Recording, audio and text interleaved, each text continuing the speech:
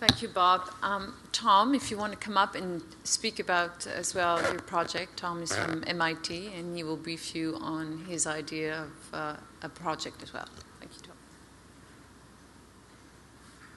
So I'm Tom Malone. I'm the director of the MIT Center for Collective Intelligence, and they asked me to speak just for a moment about a project that we are launching at MIT and hopefully involving many other people around the world, including, I hope, many of you.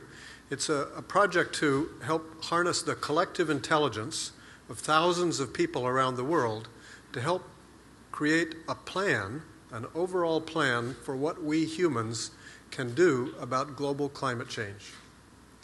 So the way we have the conversation now about what our species can do about this is very inefficient.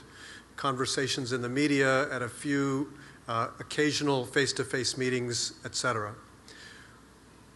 Fortunately, in the last few years, new ways of working on collective problems like this have become possible with things like the internet and all the related technologies.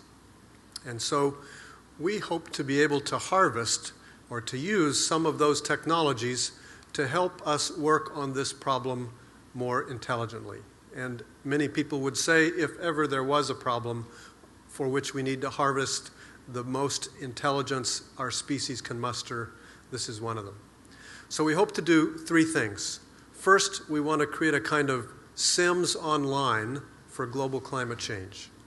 That is, an online simulation environment in which experts from many different areas with many different kinds of expertise can combine their knowledge about their respective pieces of the problem, from the physics of the upper atmosphere to the chemistry of the ocean to the economics of carbon taxes and the psychology of consumer demand for transportation. All those pieces can be combined in a single simulation or a family of simulations that will not be just something that a few experts in an ivory tower can play with, but will instead be what we call a radically open computer modeling environment. A computer simulation in the spirit of Wikipedia, where anyone who wants to can run it, can try out different possibilities and explore new combinations of things we could do or assume. So that's the Sims online. The second part is it's a kind of Wikipedia for controversial topics, where instead of just saying the single received wisdom about something, you can explicitly represent in a kind of online deliberation the different issues that need to be considered, the different positions with respect to those issues, and the different arguments for and against each issue. For instance, you might have positions about different carbon tax rates. It should be 0% or 5% or whatever, and arguments for and against each. And finally, we hope this can help create a kind of electronic democracy on steroids, where many possibilities we hope will be generated and considered in this environment. We need some way of deciding which ones to pay most attention to, and hopefully eventually which ones to actually implement. So we hope to give people lots of different ways of voting, endorsing, giving their voting rights as proxies to others, etc.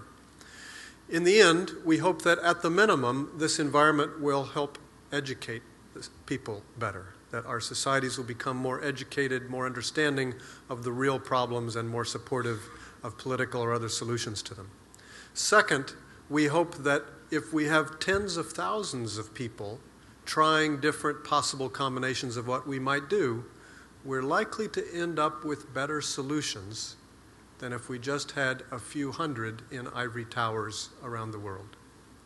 And finally, we hope that with systems like this, we'll be able to create more intelligent, democratic decision-making. Thank you.